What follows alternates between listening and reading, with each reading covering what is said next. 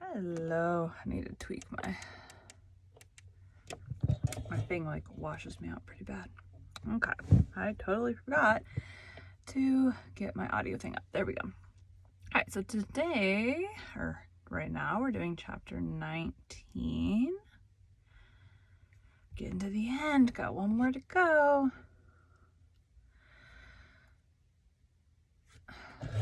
This is like being rude. There we go. Okay. Welcome to Bite at a Time Books, where we read you your favorite classics one bite at a time. My name is Bree Carlile, and I love to read and wanted to share my passion with listeners like you. Today we will be continuing The Picture of Dorian Gray by Oscar Wilde.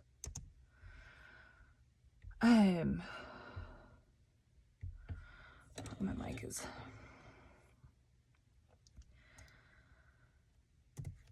Chapter 19. "There is no use your telling me that you are going to be good," cried Lord Henry, dipping his white fingers into a red copper bowl filled with rosewater. "You are quite perfect. Pray, don't change." Dorian Gray shook his head. "No, Harry, I have done too many dreadful things in my life. I'm not going to do any more. I began my good actions yesterday."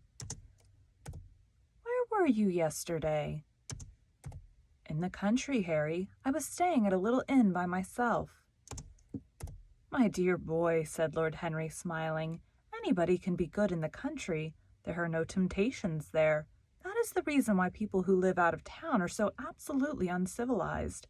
Civilization is not by any means an easy thing to attain to. There are only two ways by which man can reach it. One is by being cultured, the other by being corrupt. Country people have no opportunity of being either, so they stagnate."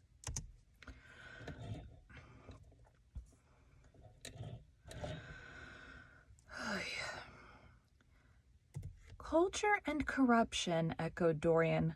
"I have known something of both. It seems terrible to me now that they should ever be found together. For I have a new ideal, Harry. I am going to alter. I think I have altered." "You have not yet told me what your good action was. Or did you say you had done more than one?" asked his companion as he spilled into his plate a little crimson pyramid of seeded strawberries, and through a perforated shell-shaped spoon snowed white sugar upon them.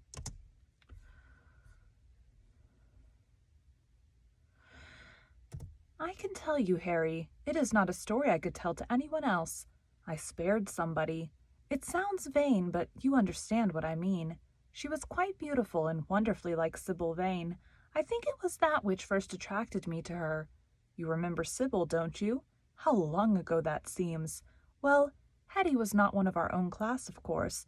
She was simply a girl in a village. But I really loved her. I am quite sure that I loved her. All during this wonderful May that we have been having, I used to run down and see her 2 or 3 times a week. Yesterday she met me in a little orchard. The apple blossoms kept tumbling down on her hair, and she was laughing. We were to have gone away together this morning at dawn. Suddenly I determined to leave her as flower-like as I had found her."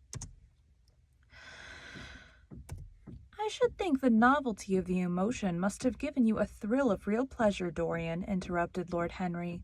"But I can finish your ideal for you. You gave her good advice and broke her heart.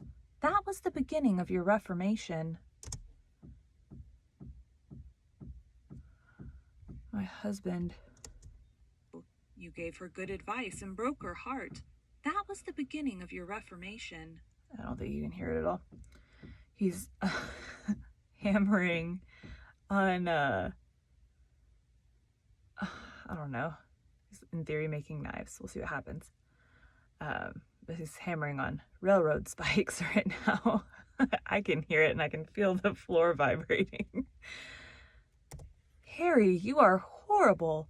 You mustn't say these dreadful things. Hetty's heart is not broken. Of course she cried and all that, but there is no disgrace upon her. She can live, like Perdita, in her garden of mint and marigold."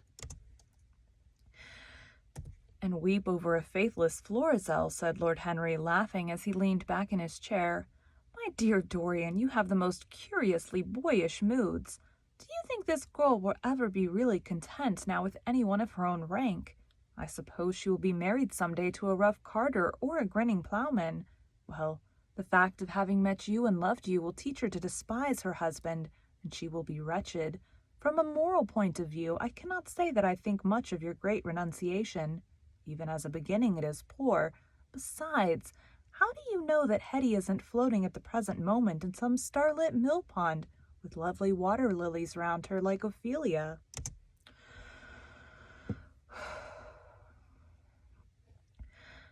I can't bear this, Harry. You mock at everything and then suggest the most serious tragedies. I'm sorry I told you now.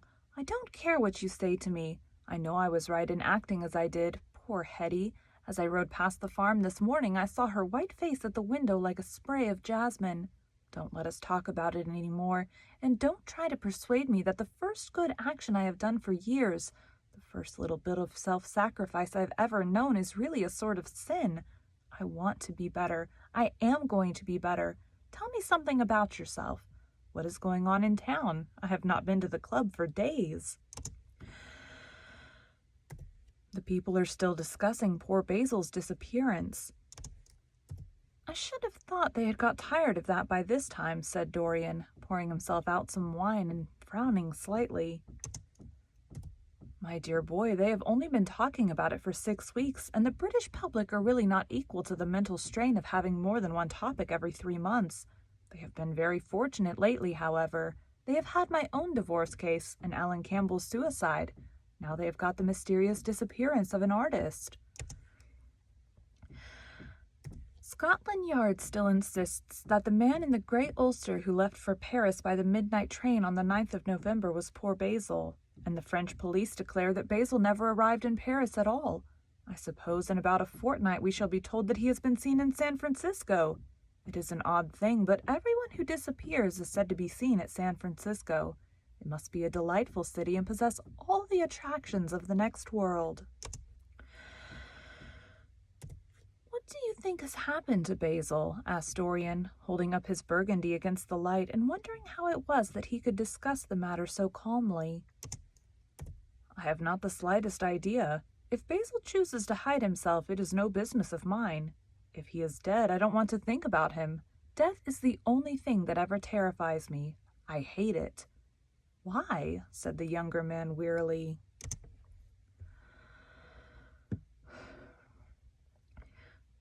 Because, said Lord Henry, passing beneath his nostrils the gilt trellis of an open vinaigrette box, one can survive everything nowadays except that. Death and vulgarity are the only 2 facts in the 19th century that one cannot explain away. Let us have our coffee in the music room, Dorian. You must play Chopin to me. The man with whom my wife ran away played Chopin exquisitely. Poor Victoria, I was very fond of her. The house is rather lonely without her. Of course, married life is merely a habit, a bad habit, but then one regrets the loss even of one's worst habits. Perhaps one regrets them the most. They are such an essential part of one's personality. Dorian said nothing, but rose from the table and passing into the next room sat down to the piano and let his fingers stray across the white and black ivory of the keys. After the coffee had been brought in, he stopped and looked over at Lord Henry, said, Harry, did it ever occur to you that Basil was murdered? Excuse me. Lord Henry yawned. Basil was very popular and always wore a Waterbury watch. Why should he have been murdered? He was not clever enough to have enemies. Of course he had a wonderful genius for painting, but a man can paint like Velasquez and yet be as dull as possible. Basil was really rather dull. He only interested me once, and that was when he told me years ago that he had a wild adoration for you, and that you were the dominant motive of his art. I was very fond of Basil, said Dorian with a note of sadness in his voice. But don't people say that he was murdered? Oh, some of the papers do. It does not seem to me to be at all probable. I know there are dreadful places in Paris, but Basil was not the sort of man to have gone to them. He had no curiosity. It was his chief defect. What would you say, Harry, if I told you that I had murdered Basil? Said the younger man. He watched him intently after he had spoken. I'm sorry if you can hear that banging. I would say, my dear fellow, that you are posing for a character that doesn't suit you. All crime is vulgar, just as all vulgarity... I would say, my dear fellow, that you are posing for a character that doesn't suit you. All crime is vulgar, just as all vulgarity is crime. It is not in you, Dorian, to commit a murder. I am sorry if I hurt your vanity by saying so, but I assure you it is true. Crime belongs exclusively to the lower orders. I don't blame them in the smallest degree. I should fancy that crime was to them what art is to us, simply a method of procuring extraordinary sensations. A method of procuring sensations. Do you think, then, that a man who has once committed a murder could possibly do the same crime again? Don't tell me that. Oh, anything becomes a pleasure if one does it too often, cried Lord Henry, laughing. That is one of the most important secrets of life. I should fancy, however, that murder is always a mistake. One should never do anything that one cannot talk about after dinner. But let us pass from poor Basil. I wish I could believe that he had come to such a really romantic end as you suggest, but I can't. I dare say he fell into the scene of an omnibus and that the conductor hushed up the scandal. Yes, I should fancy that was his end. I see him lying now on his back under those dull green waters, with the heavy barges floating over him, and long weeds catching in his hair. Do you know, I don't think he would have done much more good work. During the last 10 years his painting has gone off very much. Dorian heaved a sigh, and Lord Henry strolled across the room and began to stroke the head of a curious Java parrot, a large gray-plumaged bird with pink crest and tail that was balancing itself upon a bamboo perch.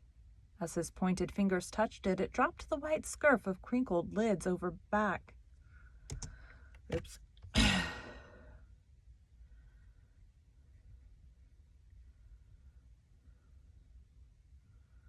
Okay.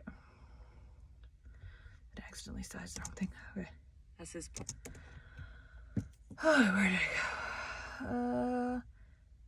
As his pointed fingers touched it, it dropped the white scurf of crinkled lids over black, glass-like eyes and began to sway backwards and forwards.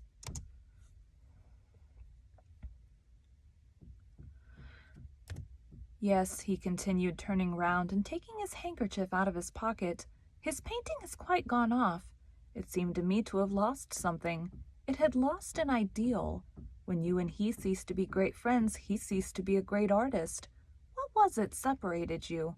I suppose he bored you. If so, he never forgave you. It's a habit bores have. By the way, what has become of that wonderful portrait he did of you? I don't think I have ever seen it since he finished it.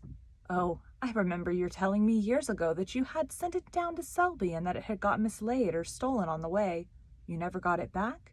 What a pity. It was really a masterpiece. I remember I wanted to buy it. I wish I had now. It belonged to Basil's best period. Since then his work was that curious mixture of bad painting and good intentions that always entitles a man to be called a representative British artist. Did you advertise for it? You should. Goodness. I forget, said Dorian. I suppose I did, but I never really liked it. I'm sorry I sat for it. The memory of the thing is hateful to me. Why do you talk of it? It used to remind me of those curious lines in some play. Hamlet, I think. How do they run? Like the painting of a sorrow, a face without a heart. Yes, that it was... Ugh.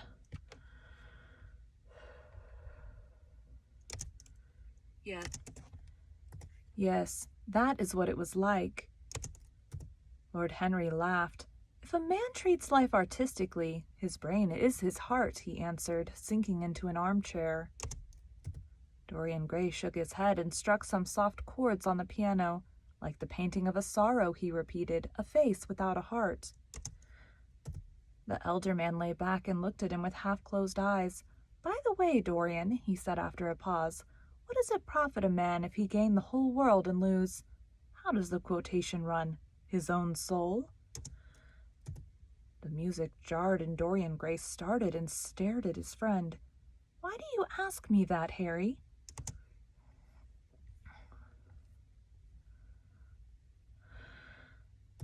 "My dear fellow," said Lord Henry, elevating his eyebrows in surprise, "I asked you because I thought you might be able to give me an answer. That is all.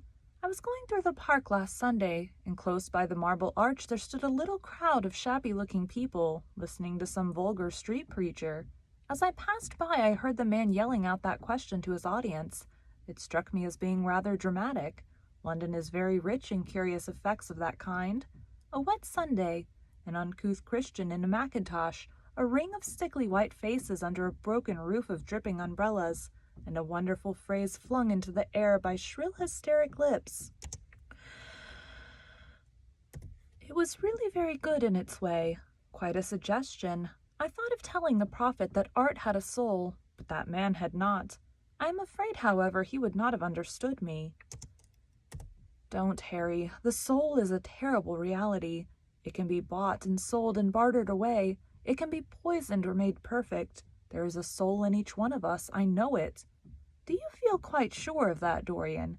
"Quite sure." "Ah, then it must be an illusion. The things one feels absolutely certain about are never true. That is the fatality of faith and the lesson of romance. How grave you are. Don't be so serious. What have you or I to do with the superstitions of our age?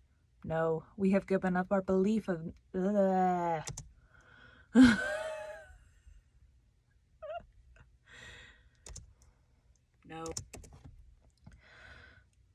No, we have given up our belief in the soul. Play me something. Play me a Oh my God. This is what I get for trying to come back. Play me a... It's like, I recorded 2 chapters this morning, and now it's like almost 6 o'clock. I'm like, I'll just knock out a couple more, be done with the book. Of course, I'm stumbling over my words now. Play me a nocturne, Dorian, and as you play, tell me in a low voice how you have kept your youth. You must have some secret. I am only 10 years older than you are, and I am wrinkled and worn and yellow. You are really wonderful, Dorian. You have never looked more charming than you do tonight. You remind me of the day I saw you first. You were rather cheeky, very shy, and absolutely extraordinary. You have changed, of course, but not in appearance. I wish you would tell me your secret. To get back my youth, I would do anything in the world except take exercise, get up early, or be respectable." Oh my God. I would do anything except, like, the 3 things that would probably do it. "Youth. There is nothing like it. It's absurd to talk of the ignorance of youth. The only people to whose opinions I listen now with any respect are people much younger than myself. They seem in front of me. Life has revealed to them her latest wonder. As for the aged, I always contradict the aged. I do it on principle. If you ask them their opinion on something that happened yesterday, they solemnly give you the opinions current in 1820, when people wore high stocks, believed in everything, and knew absolutely nothing. How lovely that thing you are playing is. I wonder, did Chopin write it at Majorca, with the sea weeping around the villa and the salt spray dashing against the panes? It is marvelously romantic. What a blessing it is that there is one art left to us that is not imitative. Don't stop. I want music tonight. It seems to me that you are the young Apollo and that I am Narcissus, listening to you. I have sorrows, Dorian, one of my own, that even you know nothing of. The tragedy of old age is not that one is old, but that one is young. I am amazed sometimes at my own sincerity." "Ah, Dorian, how happy you are. What an exquisite life you have had.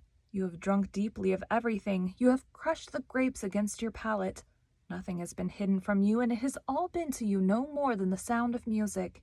It has not marred you. You are still the same." "I am not the same, Harry."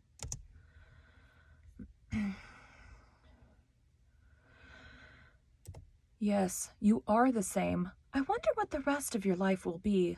Don't spoil it by renunciations. At present you are a perfect type. Don't make yourself incomplete. You are quite flawless now. You need not shake your head, you know you are. Besides, Dorian, don't deceive yourself. Life is not governed by will or intention. Life is a question of nerves and fibers and slowly built up cells in which thought hides itself and passion has its dreams. You may fancy yourself safe and think yourself strong, but a chance tone of color in a room or a morning sky, a particular perfume that you had once loved and that brings subtle memories with it, a line from a forgotten poem that you had come across again, a cadence from a piece of music that you had ceased to play.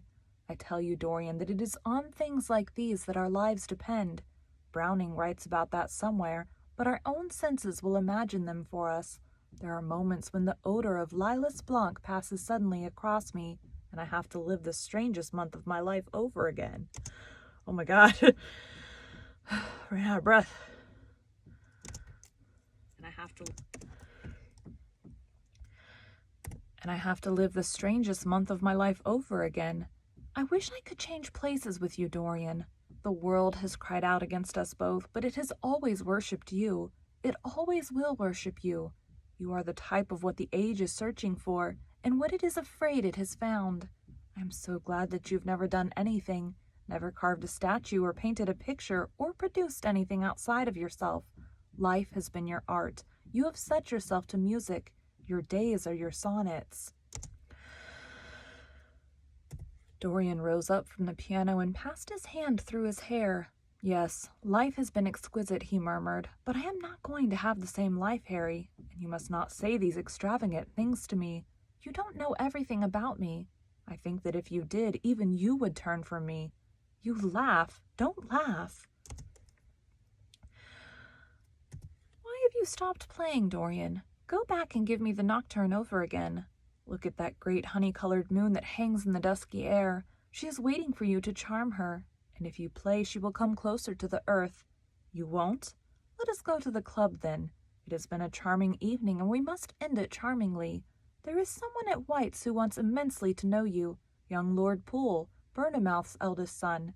He has already copied your neckties, and has begged me to introduce him to you. He is quite delightful, and rather reminds me of you.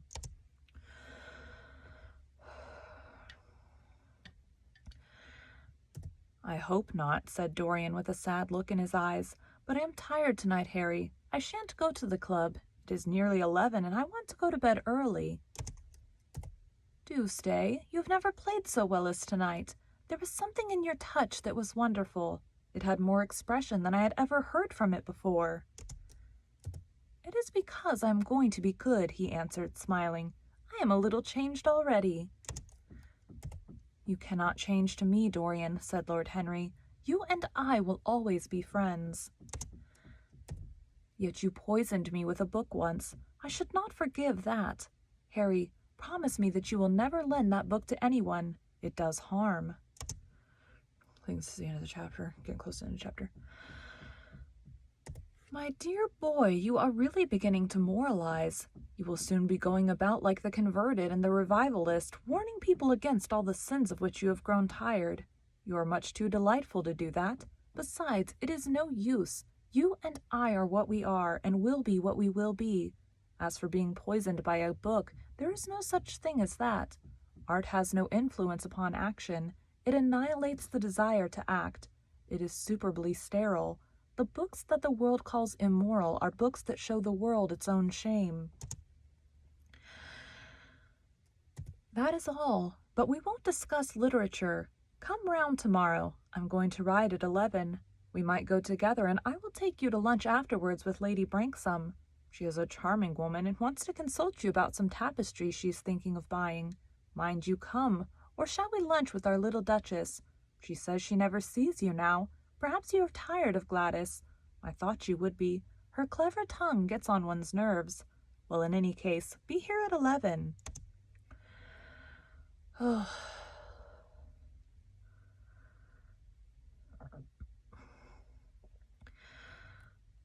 Must I really come, Harry? Certainly. The park is quite lovely now. I don't think there have been such lilacs since the year I met you. Goodness, sorry. Very well. I shall be here at 11, said Dorian. Good night, Harry. As he reached the door, he hesitated for a moment, as if he had something more to say. Then he sighed and went out. I'm interested to see how this book ends. Like I said, I don't remember how many episodes. I can't even talk normally. I have not read this book before. I don't pre-read before I read it, which is why sometimes when it's like, he said it this way, I did not say it that way. But I also think part of audiobooks, like part of the fun of reading a book is like getting to use your imagination. So, obviously I don't do male voices. I don't even try because my voice can't do that or I hurt my throat. So, anyways, let's finish this out and then we'll be done. Nope. Wrong screen. Wrong screen.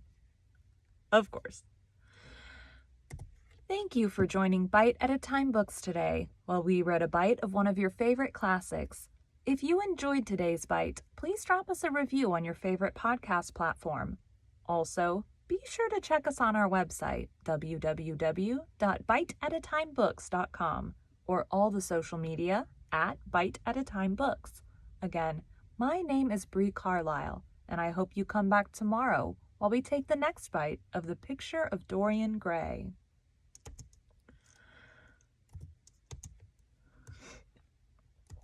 Thanks, guys.